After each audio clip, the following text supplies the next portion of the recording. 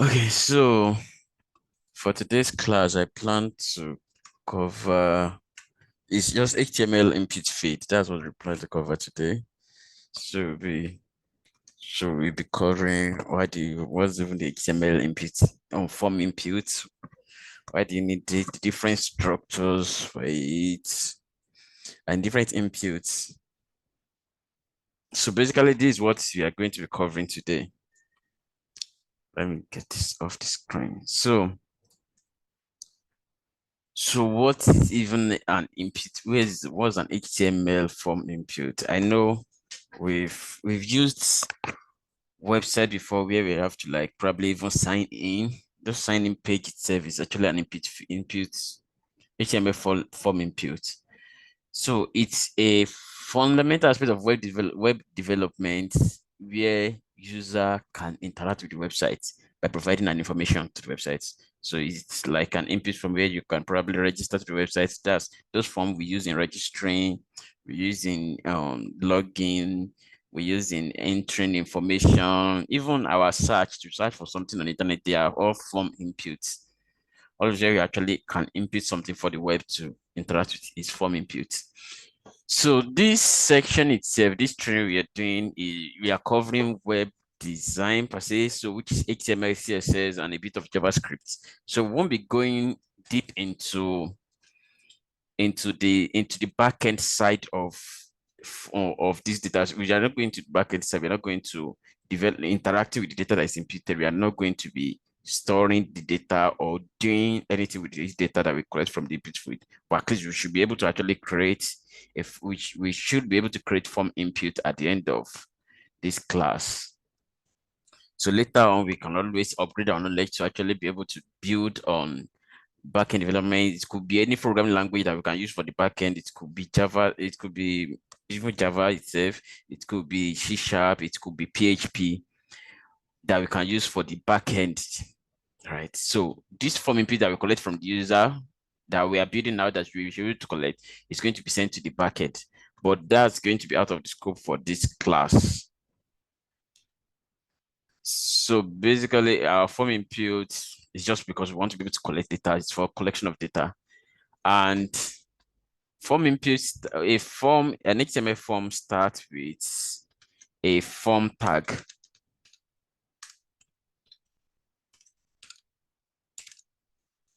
So there's also a closing and is a peer tag that has a closing and an opening tag. So it always starts with this, but because this is a new HTML page. So let's start the old structure of HTML. I know we still remember. So we start with the doc type, which is doc type HTML. So the one shows that our document is HTML5. And then the beginning of it is HTML. As I mentioned, it's a good practice to always start with both the opening and closing. Then we have the header, the head. So can you, excuse me, can you enlarge it a little bit? Oh, So it's okay. too small. Okay, I think this is better, right? Yes, it's okay. Okay, thanks. I've forgotten that I'm using a big screen. Okay, yes. So we have the head and then the body.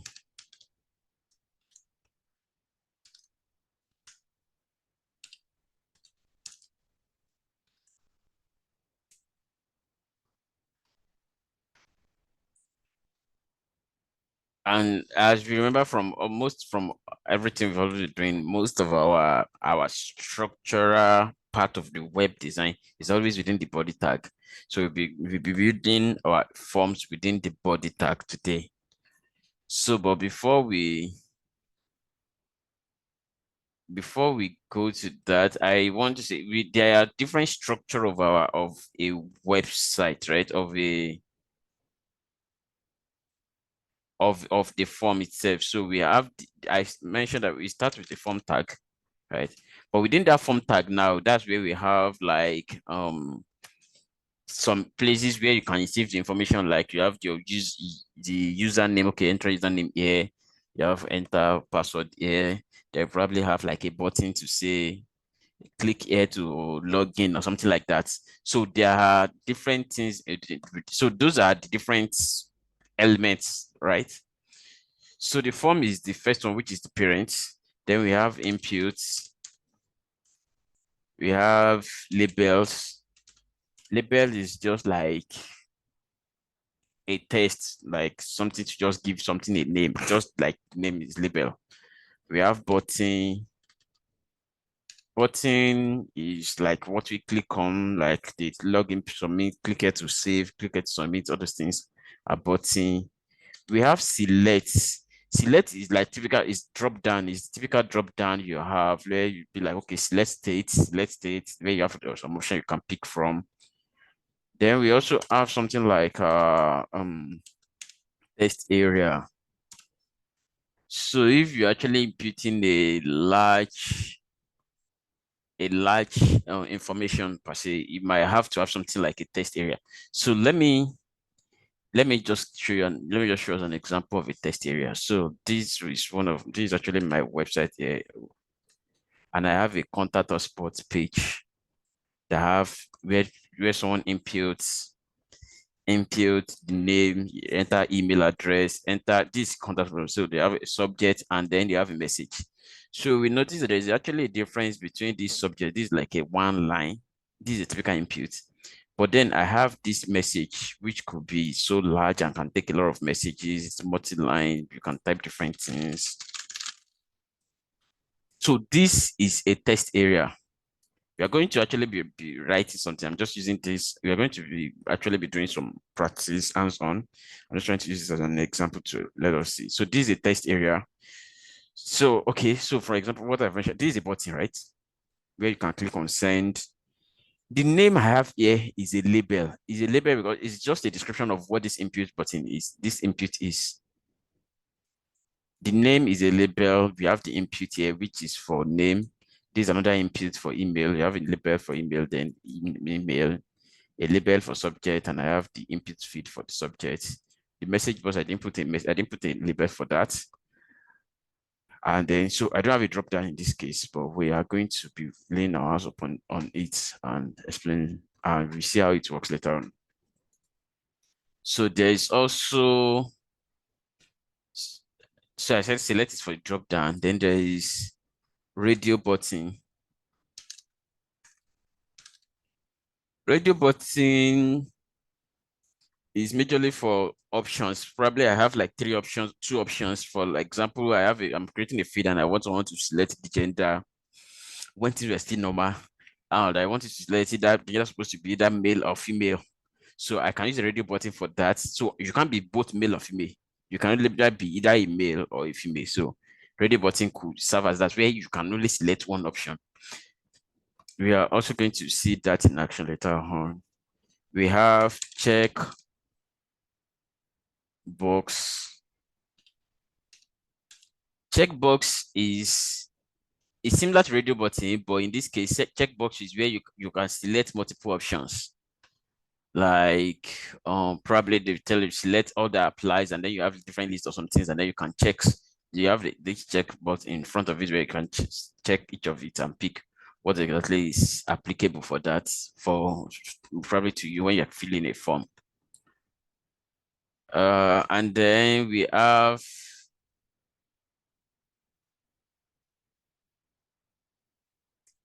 so no, so I think that's actually where these are the list of the elements we are going to be going through today. We are going to be talking about and playing our hands on. Okay, I can bring out this other one, which is feed set and legend.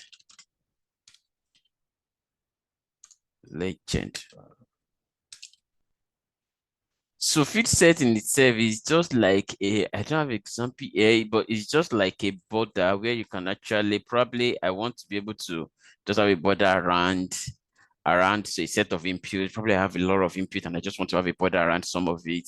I can use that feed set. And then if I want to give a title to the border, I'm going to use legend to add title to it.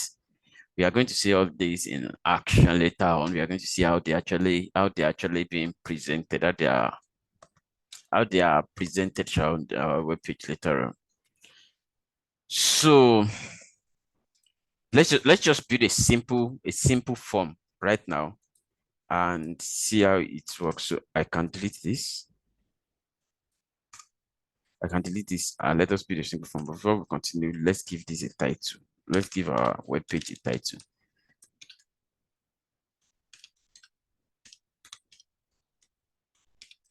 So I'm going to name a HTML form.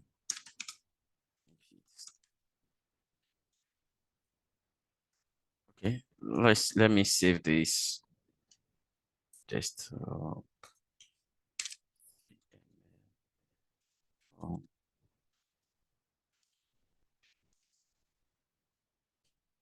so I'm using Notepad++, so I'm going to change it to hypertext markup language, the extension to be hypertext.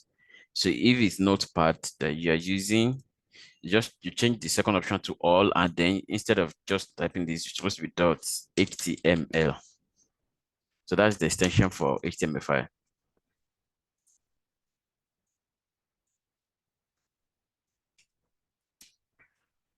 So for this, so I mentioned that our form starts with form. Sorry, form. So it also has a closing and opening and closing. And within the form, that's where we can define some elements. So the form tag itself doesn't show on the page. You're not going to see anything visible for this form tag. But so let's just type to or a simple text, a simple input on our page, and let's see how it actually displays. Then we can move from there. So I want to have a feed where you can probably just input username, just username alone. So input and then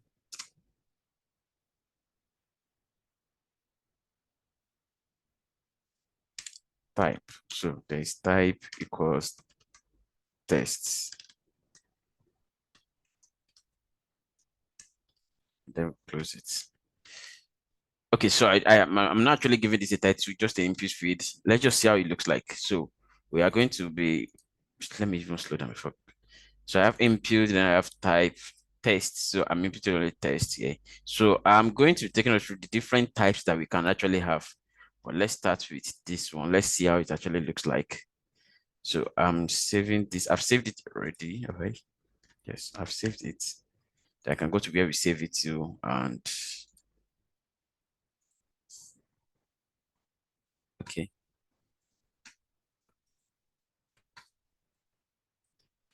So what we did now with the input feed, this is what we've typed here now. So it's actually, so what an input feed is, so it's just a form on the page where you can actually input something. So for example, I can now type my name here, assuming what I expect it to take is my name. So this allows users to actually input to give a feedback to your website.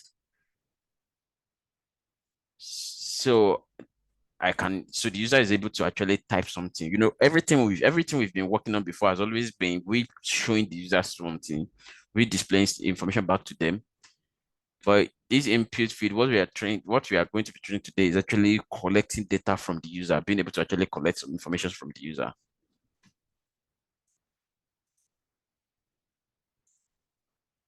Okay. So we can actually add a label to it if you want it to look more nicer. So assuming I mentioned label is just like a title, like description already for it. So I can put a label. Label, okay, so our input is just a single tag. It doesn't have a closing. I didn't remember to mention that. It's just one tag, no closing tag in between. Some of the HTML elements actually have closing and opening. Some is only one single tag, not a pair tag. So for label is a is a paired tag. It has an opening and closing tag. So it's within the opening and closing that I'm going to put the text that I want to show there. So for example, assuming this is supposed to be user, let me just put name.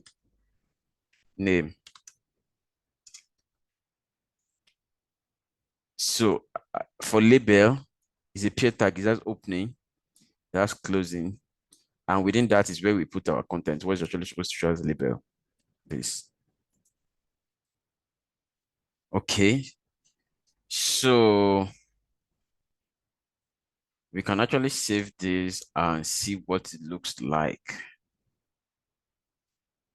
All right. Let me load the page. Let's reload and see. So now we have a label, like label, and then the input field. So I can input my name now. At least it gives you an information for me to know that, okay, what is expected for this is my name. I can input that. So this is the label, this is the input. So that's one thing. So the input now we have different type of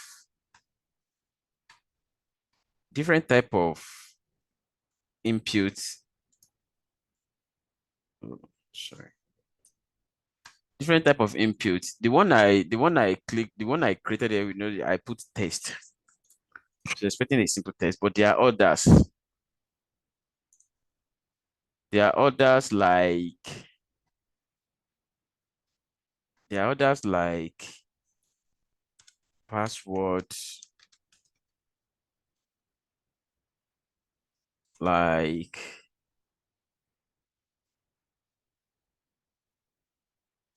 file. You can have file. If I want to actually allow them to pick a file, you can have. Which one do you have? I'm trying to just look for the common ones. We can have number.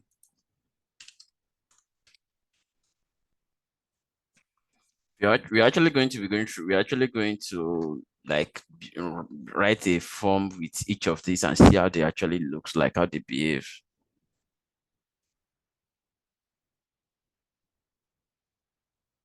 Okay, so I think these are the major ones that we are going to check. So we have password, right? So password basically is just this, but I don't we've all done this username and password. We want to log into your website, and when we are typing our password, it doesn't show us the password. It puts asterisks instead of displaying it out. So the same way we don't want someone that is behind the password to see the password is typing. So that's where they created the password type, the type as password. So assuming the type I have here is password. So let's just have another label and just see a sample like that. Let's put another input.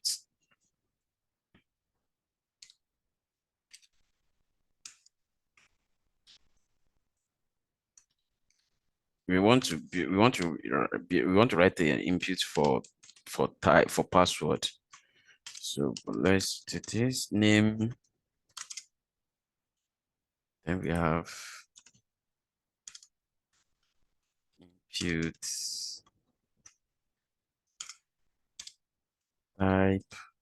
So type here is going to be password instead of text that we used in the earlier one. So because it's a single tag, you're supposed to end it with this / and then close it.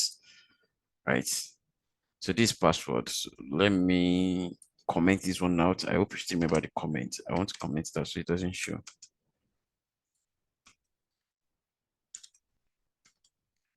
So type focus password. And we can just go here and we can just go to the front, to the website, to the page. Let's go to the browser and see what it looks like. So even though they both look similar, both text and password look similar, but see when I type my name Yomi Olatunji, you can see the name. But when we come to password and I type my password, instead of it displaying the password, it's actually going to be displaying asterisk.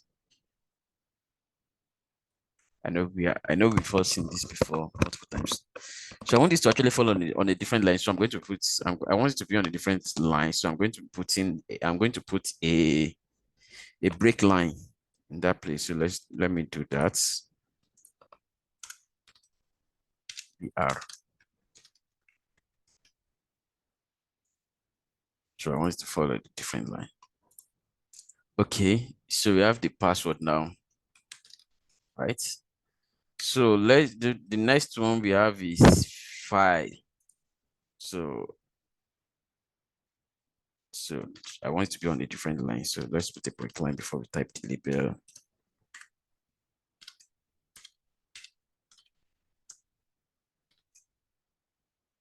Label, let me see, profile picture.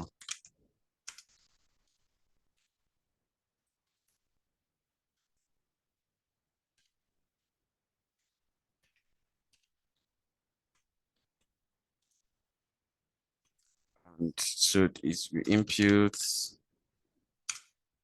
type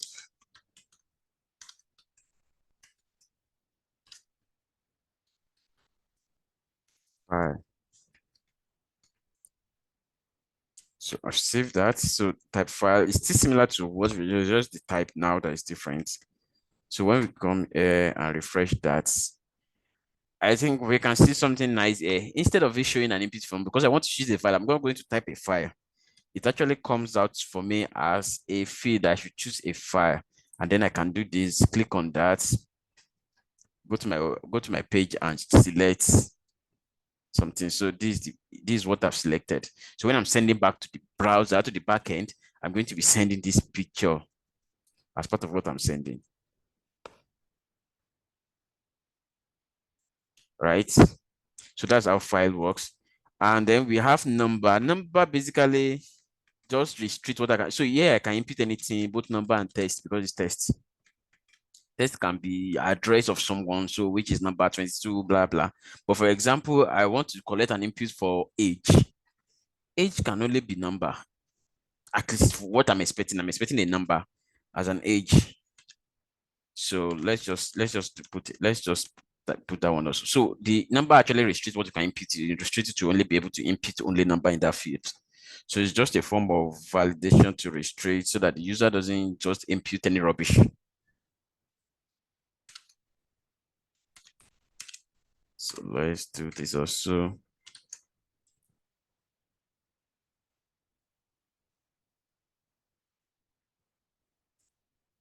So label H.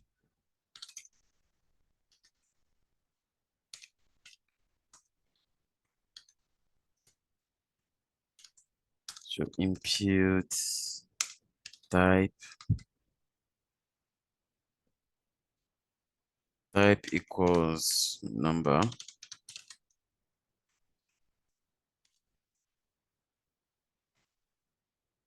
So let's save this and come here, refresh.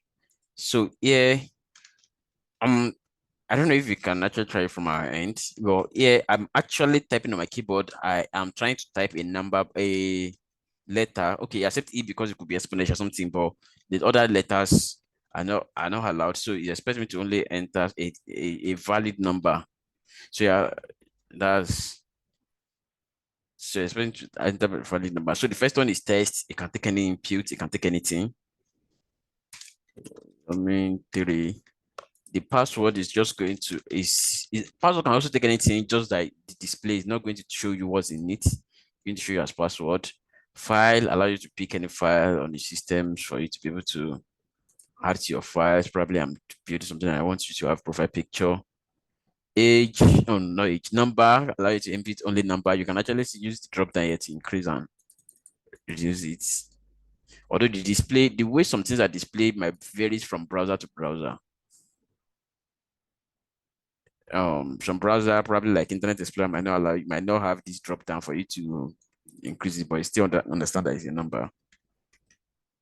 There are actually some other types like email.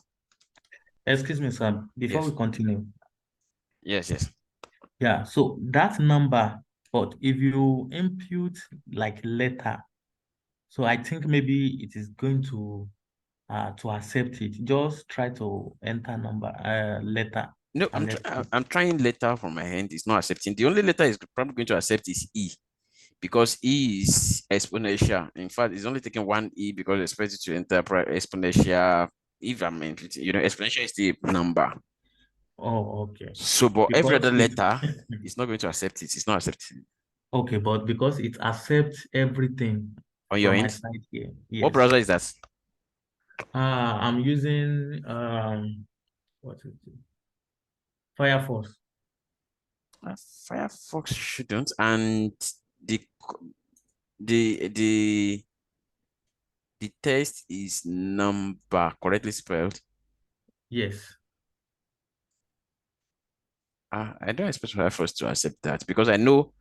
So some of these things like input, the email, and those ones, they are actually like a variation to text, just like they have some restriction on it. Let me see if my own Firefox will accept me to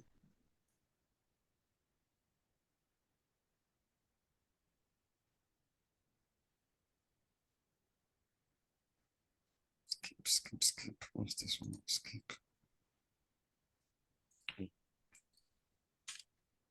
Oh, really?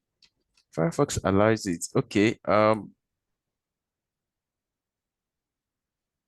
don't know why. I'm not sure of Okay, sir. why. Okay, Firefox didn't put the restriction. They only just put a drop down. So the what actually happens is this. What actually happens is this. So the major one is tests, right? Text is like the base of some of them apart from the file.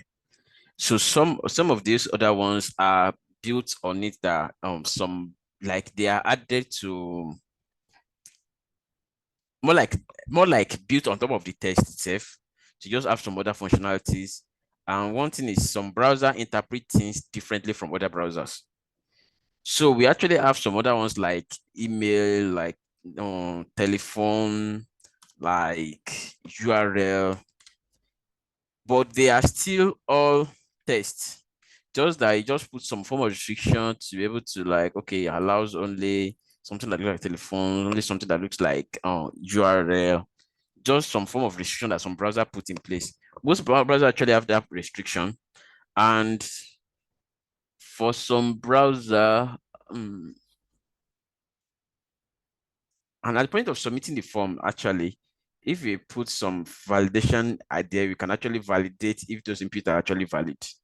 We are going to do some form of validation, client side validation later on. That's supposed to most time they actually validate based on okay, so you're expecting a number, is it a number that happens? Although it's still limited to the browser you are using. Also, it's affecting the email address, you getting an email address, you getting a phone number, just using like a pattern. Is the pattern looking like a phone number? Is the pattern looking like an email address? So I'm not actually going to dwell on this email and phone number because they are not widely, you probably won't really see a lot of difference. Let's even do it. Let's check. Let's check for phone number. How does it display in in Chrome? Tell.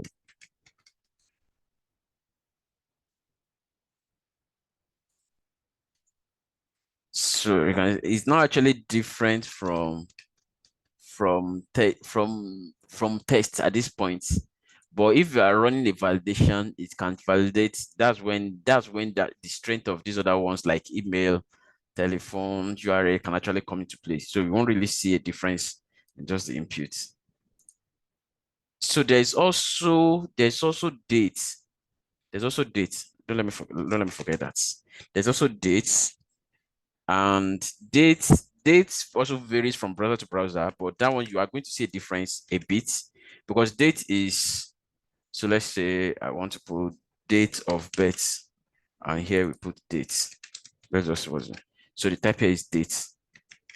So for some browser like okay, this is in Firefox, it gives you an additional functionality of a drop down form.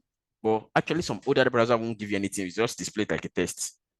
But for some browser, more modern browser, it's going to give you like a drop down of text where I can actually go in and select the dates. I can also type it. I can actually modify what is being typed and type instead of and type my own date. But this just so there is date also. Chrome, let me see how does Chrome display it? And display is different for each browser. So see that if the display is a bit different. In fact, the way it's formatted is different. Chrome actually put date, months. So the interpretation is different from browser to browser, actually. So some of these other things. But at least password is going to be the same. It's going to be hidden. Text file is going to give you a place for you to actually select a file. Most will give you a place for you to select a file, yes. Date might be valid, date might work for some, might not work for some browser, but they will still be able to input dates. So that's about the first input for inputs.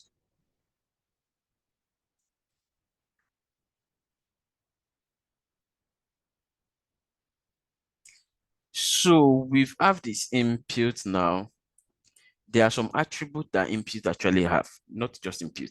Most of this HTML can have that they all have, which is it includes things like, let me put it here. Name. You can give your form a name. I'm just going to read the ones that are actually specific to HTML form inputs. So we have name, we have value, we have required. You can put required there.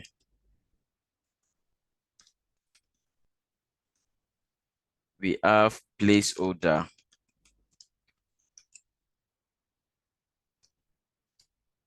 We have read only.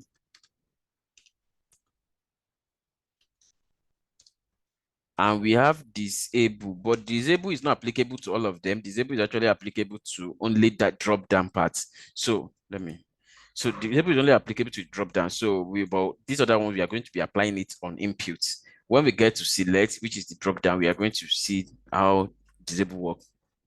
So these are attributes. An attribute are just additional, let me see, additional information or characteristics of an HTML element.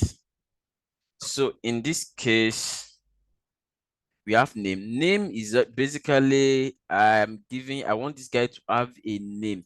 So when I'm sending this information to the backend, the input that you actually input here, the backend needs to be able to understand, okay, what exactly is this guy? What is this guy? Label is not being sent to backend. It's not being sent to anywhere I'm sending information to. This is just display. So it's not going to see this that the person inputs something on label of password. So I need to give this input field a name. So with the name is what is going to be able to use to be able to identify, oh, this is what you are sending. So let's just even do this. So let's give it a name. So it's supposed to have a name. So for example, let me change this guy to, okay, let me change this to username.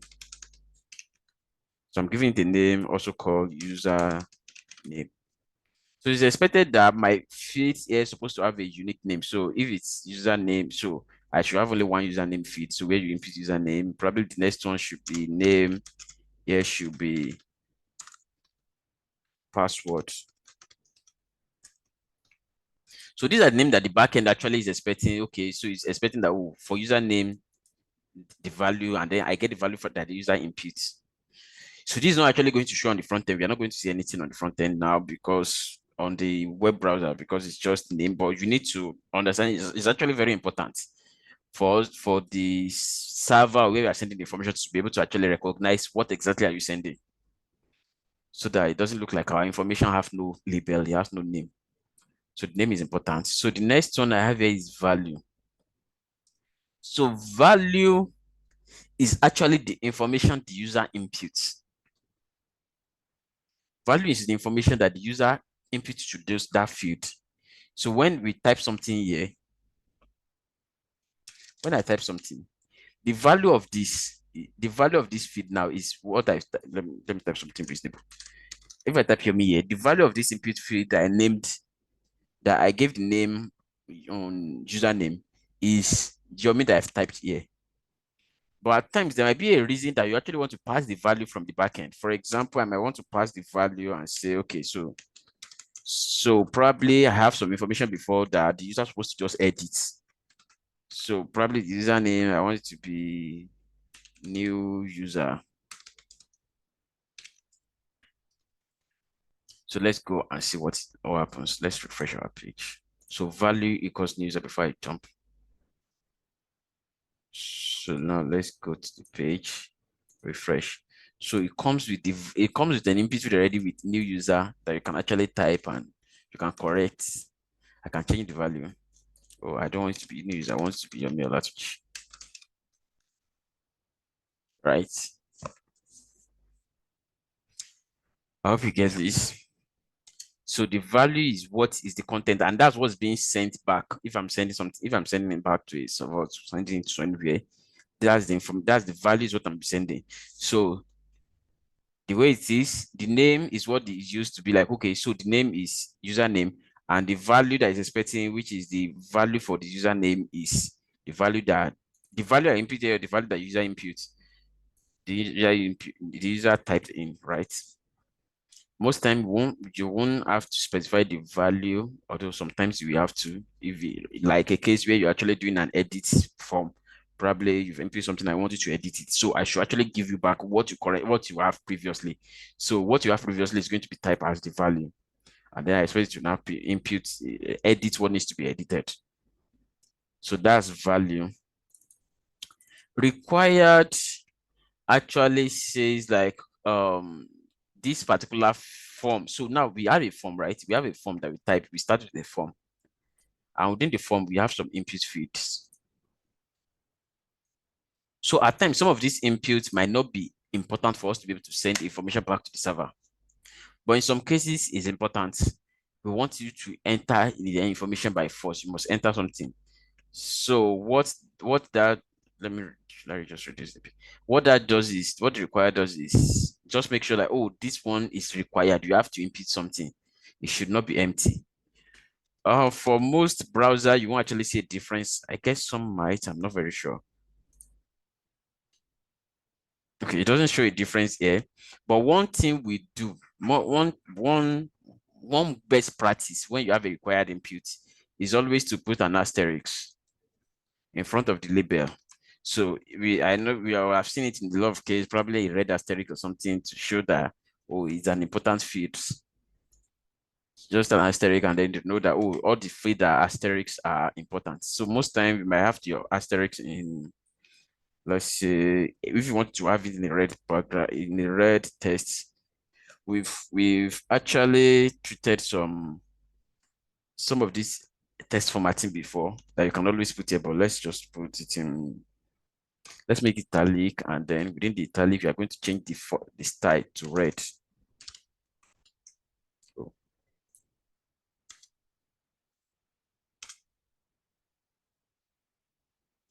so we have style. I hope you can remember style. Then we have, it's going to be property. The property here is the color. That's the color of the text.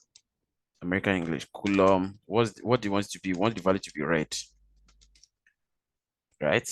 I guess that's just a quick refresher of what we've been of what we covered previously. So the value is red. So we can go in here, refresh, and we see this showing as red.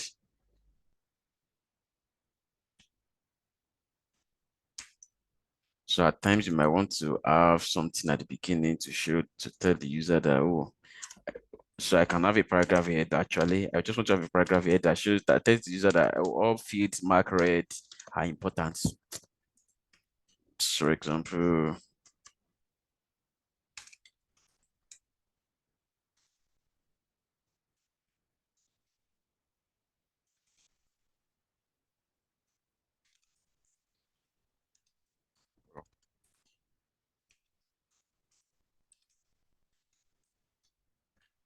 So this is just like passing information to them to let them that it's important so that when they are not able to submit, they actually know the reason why they are not able to submit that is because they've not filled the required field. So we are still on input. We're actually going to go to other inputs that allows you to be able to submit and some things later on. But I just feel like let's format this thing a bit. So mark with thread is is is required.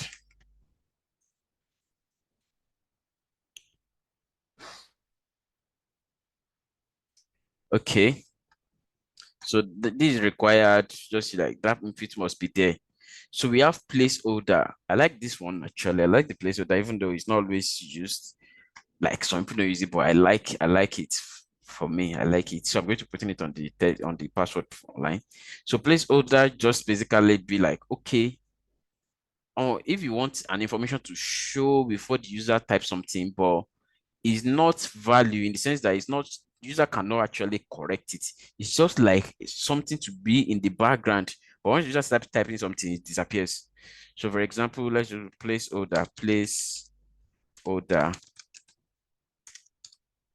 So as a value, right? So what do I want it to show in the back? What do I want to show there? I can just say enter, for example, I can just do like enter your password.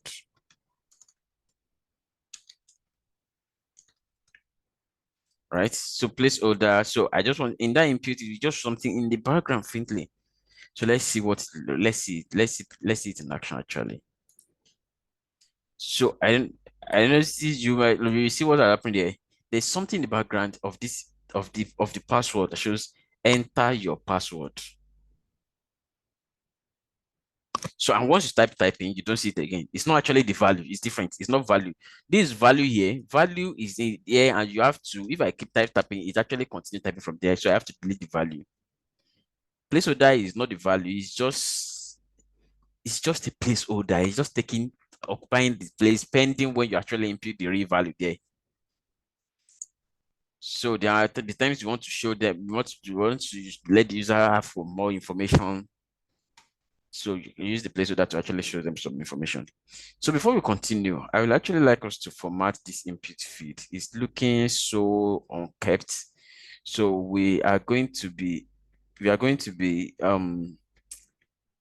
applying what we treated last week, which is form and which is table. So we want to be using a table to actually format this. So the labels are on one side and the input are actually vertical aligned, probably aligned.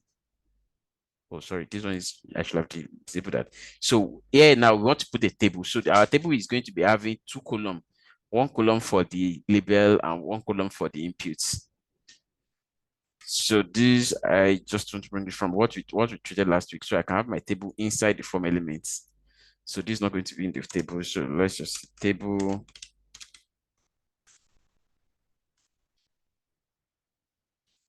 That's a closing, right? So within our table, we have our TR. So our table is not having any data, so we are just having TR and TD. So TR, TR is for each row, right? And within each TR, we are going to be having two TD. The first one for the label, the second one from the inputs. Sorry, let's format this thing properly. TD.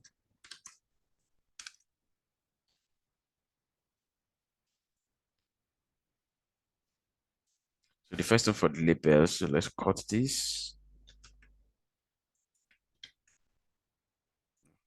It's a bit long.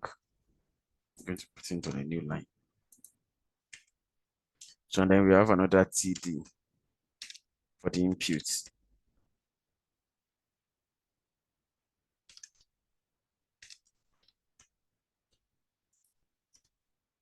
So this is the inputs.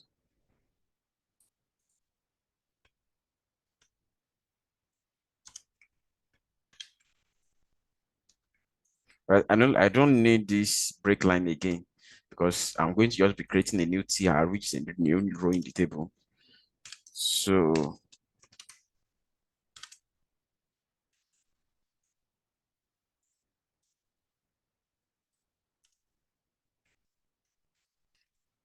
So that I don't waste a lot of time typing TRTD a lot of time, I'm going to just create the structure, which is this guy. I need to table there, then do a duplicate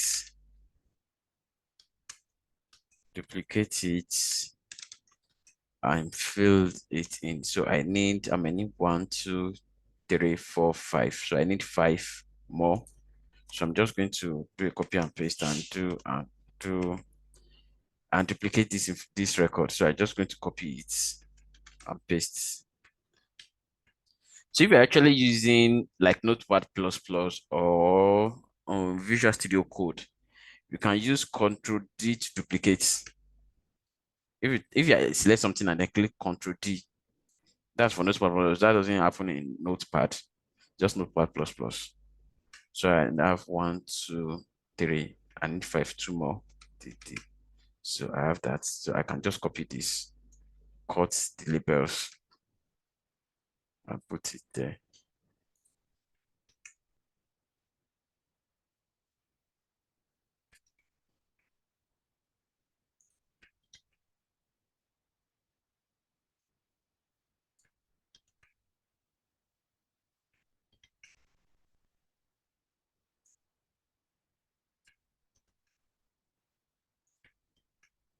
So this one use of the table is just to format your input feed properly. It helps in structuring our the what? Oh, I copied.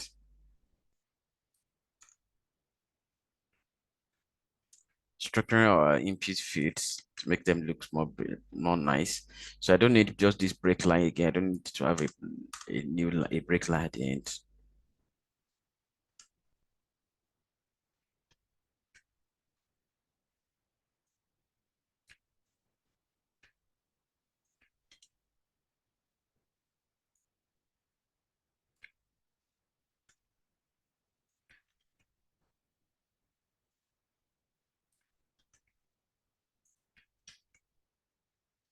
Okay, so that's all.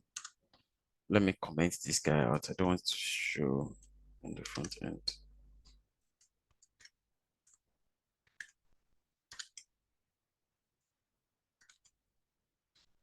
Right.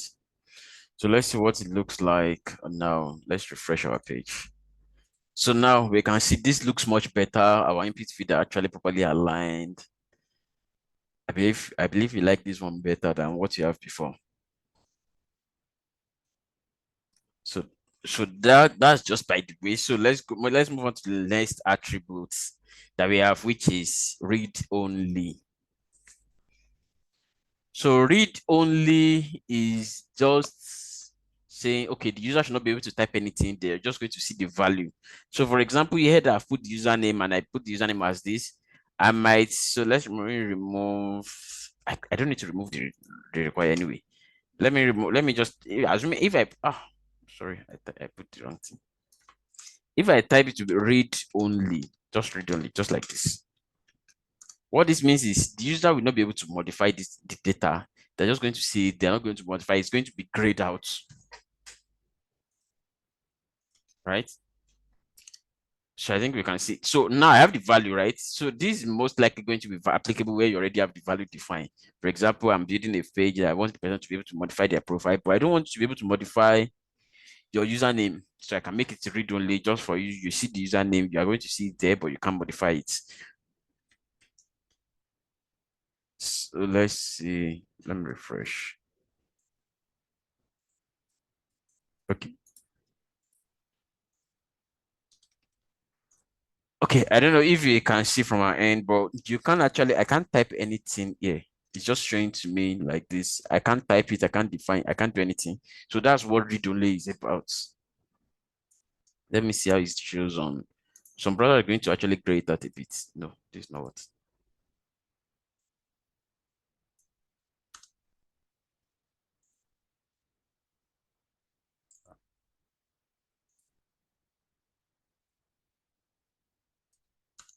Okay. Surprise is showing Yomi. Okay. So at times it could be greater, but this way you can't actually type anything. It's just read only. It's because we put the read only. That's why you can't type anything there. Okay. So that's actually all the attributes for inputs for input field. So all the attributes are actually applicable in some other ones. Like name is applicable for every one of them. You have to put in names for the browser for the server to be able to actually identify what it should be. Value is not applicable for everything. It's only applicable for okay for input.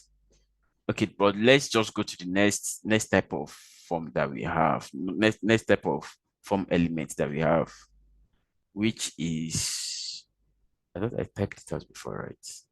No, I didn't.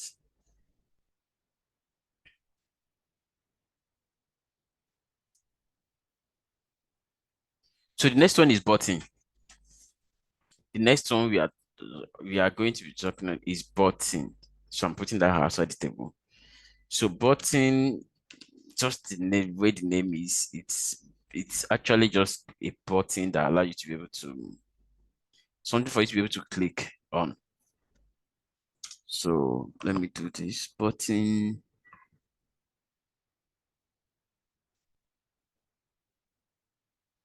So the value, the text that will be on it is going to be here. So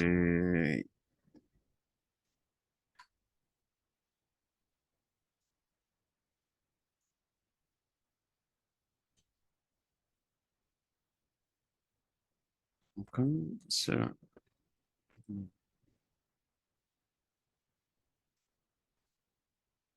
for example, I can just be like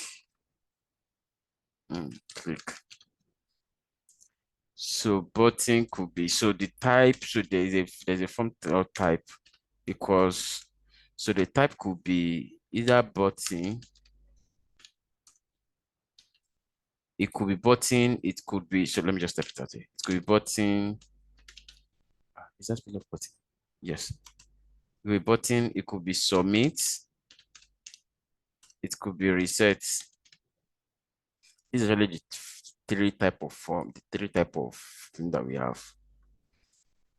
So bot is actually not going to, so submit is going to send this information to wherever we want to send it to, all the information the user have imputed. Reset is going to clear out everything we imputed, clear it out. But botting, if I use type botting, it's actually not going to do anything per se. The reason why you use that, at times you might want to do some action, probably with JavaScript, that when you do this, I want you to be able to do this. So I will use button so that it doesn't submit the information. It doesn't like, oh, when I just click on it, it just submit. I might want to do something in my page, maybe I have this page for username and I want you to just check the username. I just want you to have a button here that you just click on to check if the username is available. I don't want to submit the whole information. So I probably just use button and then just attach some JavaScript action to it. Like probably when it's clicked, it should do something.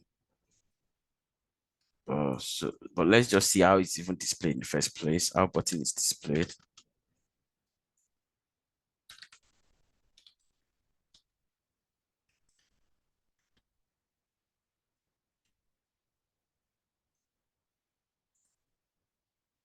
So button is just this that allows you to display. If you actually notice, the cursor are different from when you get to button is clickable. I can actually click on it, although it's not doing anything right now because I like to do anything. But that's just for that one. So we have submit. So let's just put two things. I'm just trying to duplicate it. I want it to be submit, and this one should be reset.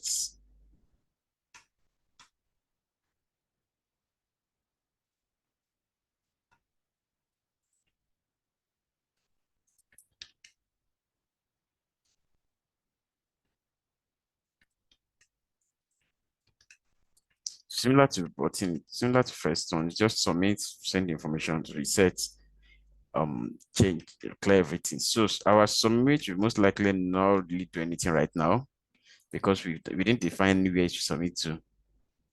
It's just going to come back to the same page now. Okay. Actually, there's something that we could notice here. Let me remove this guy. When I type something here, let's type, okay, the username is already that coded. Let's type the password.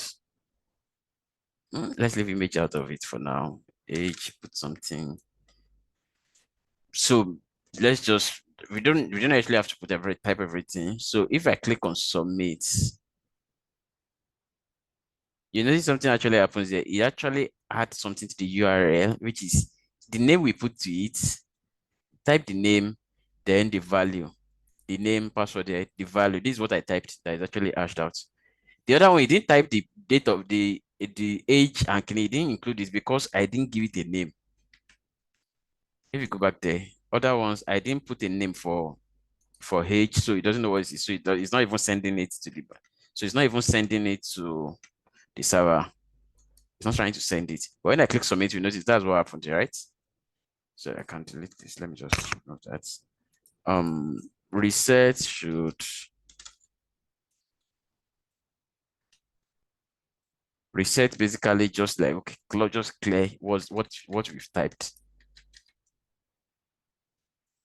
Reset cleared it, submit, actually send it to the server. Because I didn't define anything. Try to send it to almost the same page here. We're actually going to go through, we are going to okay, so this is going to take us through to something called method. There's actually form itself actually attributes. I skipped that, but let's go back to it. Form, so we define our form. But form itself, we have two major attributes that is common, two major ones that are common, which is the first one is method,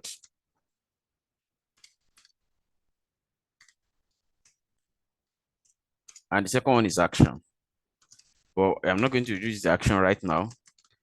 I will just explain what the action is. So method has to value, it can be either get or post.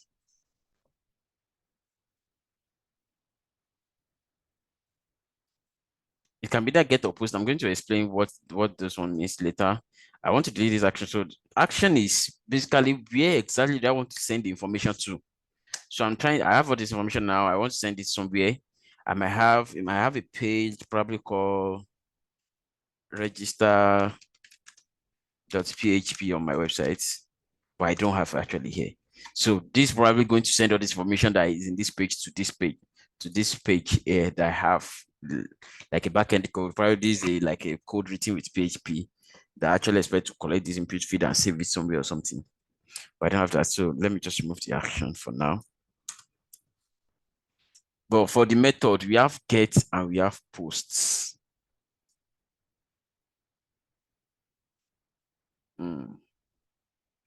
So when we actually load a page, the get and post is actually more like a way HTTP actually communicates. So it's not limited to get and post, but these get and post is the most common one. When I load a page, I put something in the URL like this. It actually operates based on get. It goes in and get the information out. But there's a post that can happen that you won't see in your browser. It actually happens in the background. And so, for example, if I'm sending a sensitive information, for example, you notice that when I send the password is actually showing in the username and the URL here, which I don't want it to happen. So if I want it to happen in the background, I actually is the most secure way of transforming informations like this, that like a form information to transfer to the server. You're supposed to use something like a post method, a post. It's more secure. It's not easily you can't easily modify it like the get. So we're actually going to see how the two of them work now. So the default was get, which is why you're showing like that, but let's still use get again. Let's put it as get. It won't be get, just get like this. I think it's not case sensitive, it could be capital or small letter. Get method equals get. So let's refresh our page. Type some things here. So since this form is actually using a get method to actually send the form data, it's actually going to be sending it through the browser. So when I click on submit, he had the information in this form, he had it to the browser and tried to send it to the browser. So I can see the username, the password, and then he's going to send it to this website through this. So this additional, we call it query string, is when you're using a get method,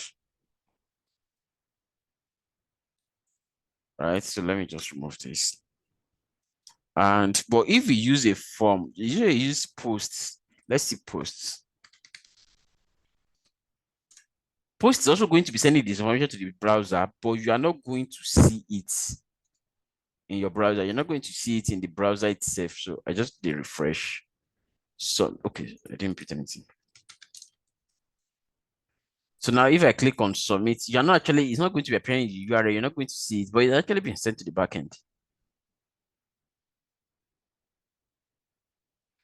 If you want to see, there's actually a way to inspect the page. If I want to inspect, okay, let's just do this.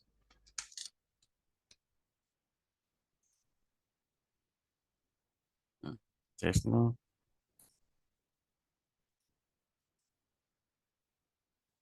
okay, I can't even see it because I don't have a backend page right now. Oh,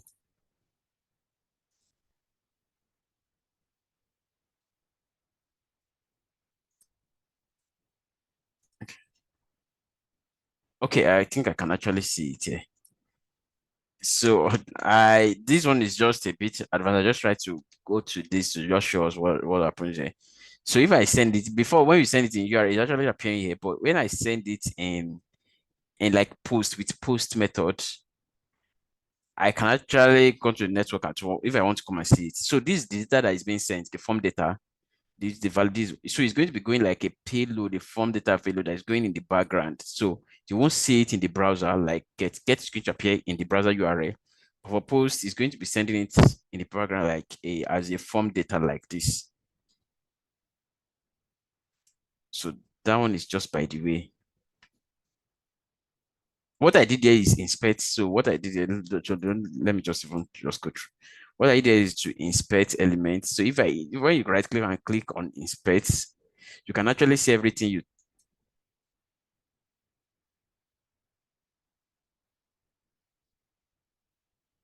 Wait, did I miss something out? Why is my doctor coming here? Something is wrong. Something is wrong with my page. It's supposed to start with. It's supposed to. Sure, I'm just trying to. I think doc type supposed to.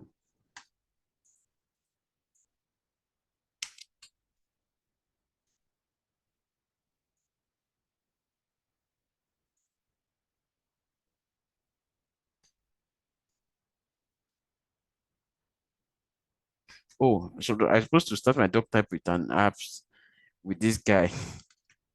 So what actually happened? How did I know that something was wrong? Was when I click on inspect, this is what the browser actually interprets my code to be, which is wrong. This doctor is supposed to be the beginning, it shouldn't be here. So my title is supposed to be in the head, so it wasn't interpreting it properly. But soon I've corrected that. The doctor piece. So my page is showing properly now. Uh so why I just came here, why I just came here to be inspect is if I actually have an issue with my code, probably something not showing properly, I can actually come here to come and see what exactly happened. Like the doc type now, immediately I open this, I'm not seeing this code supposed to be the exact same code I actually typed in my front end, the same code. So since it wasn't the same thing, I know something is wrong. He's not able to interpret something properly. So we can actually see our under elements, we can see what exactly we've typed. So when we are going to be using this inspect element, this inspect dev2, actually called dev2, we're going to be using more if we get to JavaScript where you want to log something and to be able to see what exactly you are logging or something. So this was just by the way.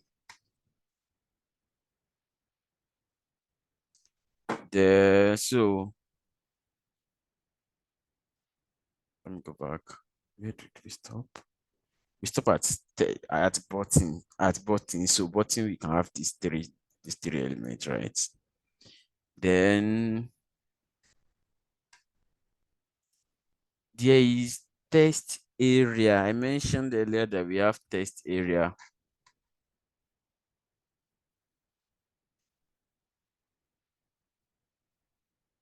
where it shows like if I'm having a message, what does that one look like? So that's a test area.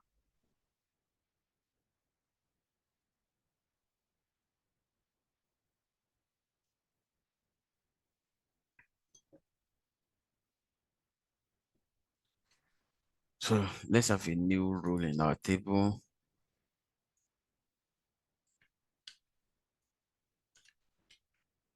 And let me assume that we want the person to be able to enter a bio, like just enter some bio information about himself. Let me remove this. So which is going to be a long test, and it's not going to be one single line. I have the test area. So test area a bit different from input in the way it's very typed because it has to be it's actually a paired tag. It's a bit different.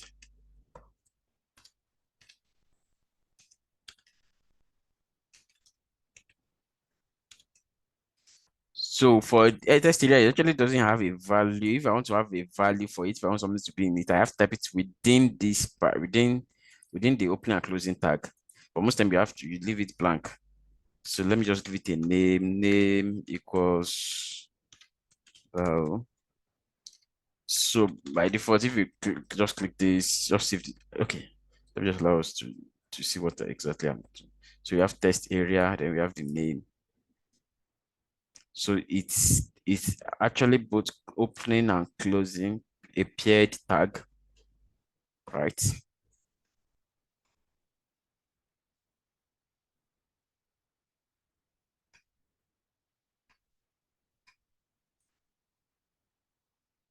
So let's refresh. No, I'm not saving. So this is a paired tag.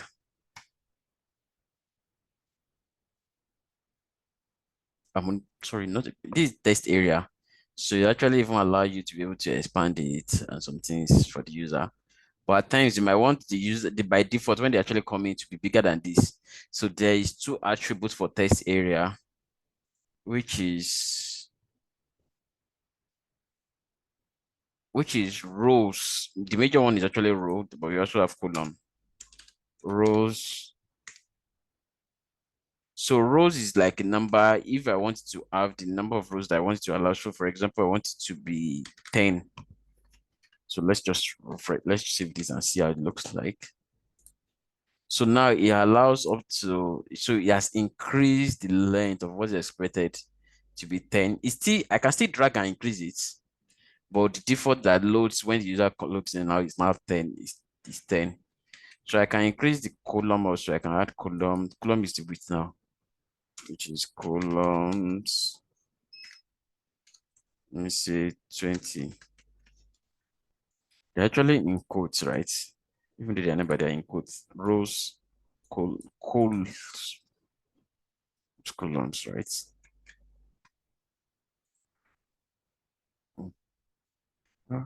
Did I save it?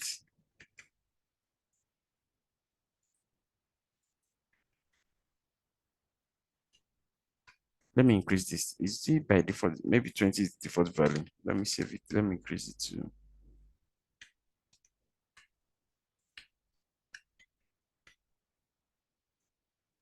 Okay, I think 20 is default value. That's why you're not seeing any difference. So, like, if I put it as 30, just increase a bit. So that's just the all attribute for the test area. Name is important for all our input. Name is important if you want to be able to send to data to backend. So column is just how long it is. So let's go to some very much important ones. So I'm going to be going through the drop down now. But before I go to drop down,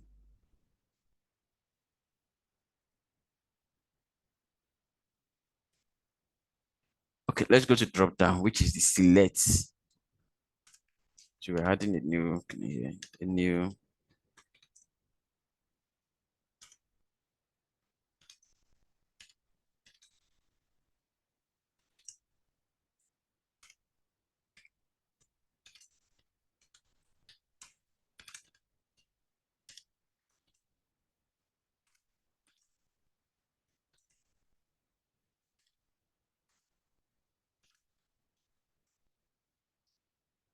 Okay, let's give it our label. Label.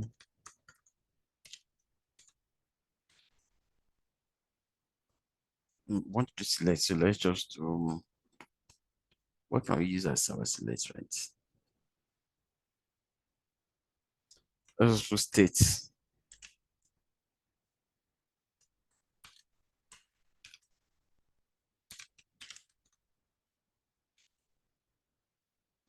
Full state. And then so select is like this, which is the drop down. I want to be able to have a drop down where you can select the states, right? So the first element is select. So it's just proper for us to have a name like the way we've. So let's give the name states. So it's a paired element, is a paired, can you write? Is a paired input like this. So what is state? So where is it going to fetch the state from? How do we know what the state should be? So select have an element, you had a child element called option.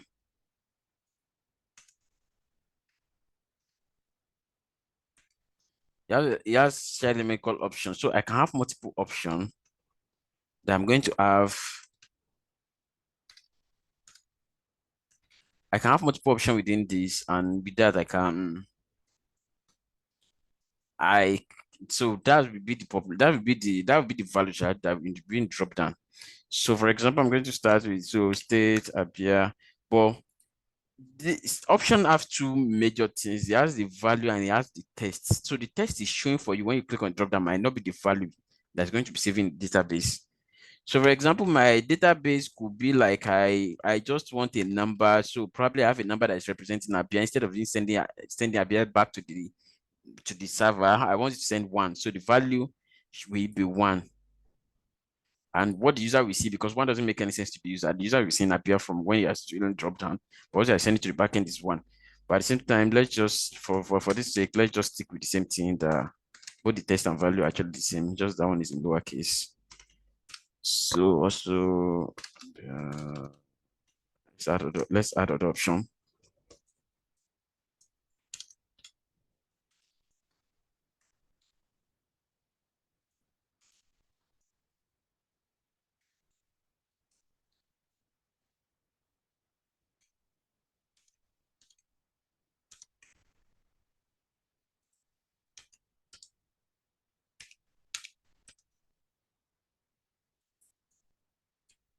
So I'm going to jump into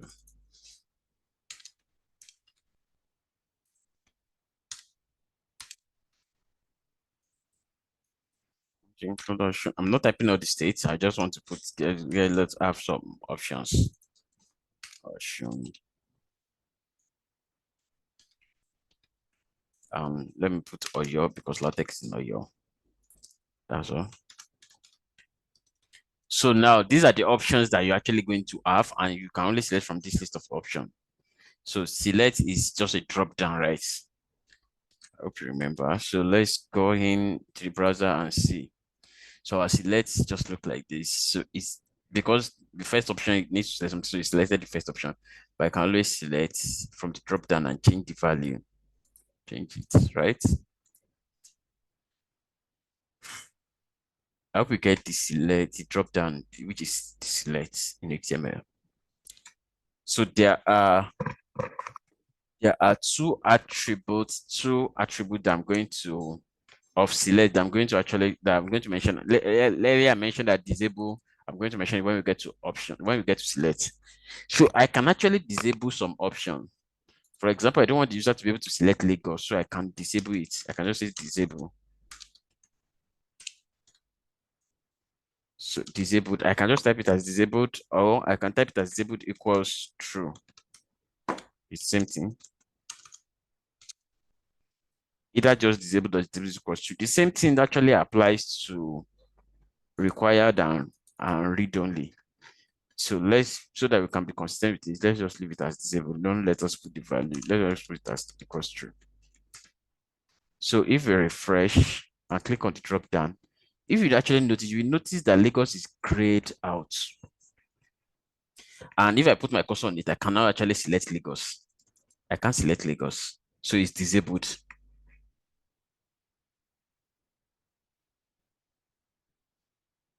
So that's how disable work.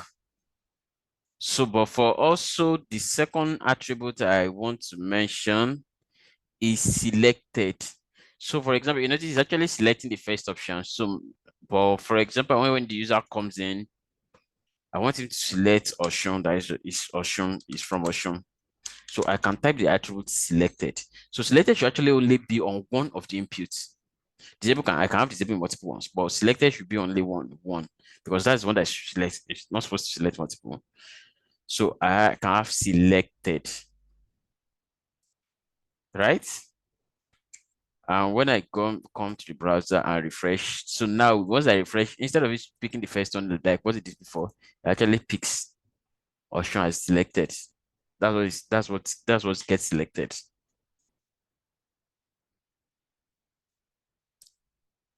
I hope that's clear.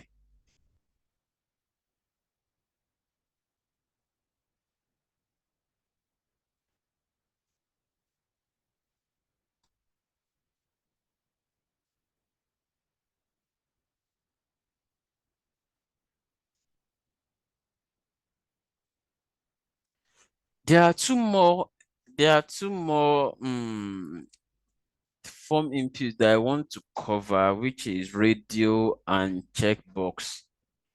But I'm thinking we've actually spent a number of time today, so I don't know if we should continue tomorrow or we want. I'm thinking if we can actually continue tomorrow so that we don't get overload with all these different forms. Is that fine, or should we just complete the whole input from today? Let me see. Okay, I think maybe we can continue tomorrow. So because there might be something you might still remember tomorrow. So Okay, so I think we should just continue the form input tomorrow. We just treat the remaining ones that I have in mind that comes to my mind, which is the major ones right now is radio and checkbox. And also, I want us to actually form some validation before sending some information to the server. Like I mentioned earlier, that we have required. So if I don't want to send it, if you don't input the require, what exactly happens? So we do some validation also tomorrow. I think we can. So let me stop recording. I don't know if I can stop.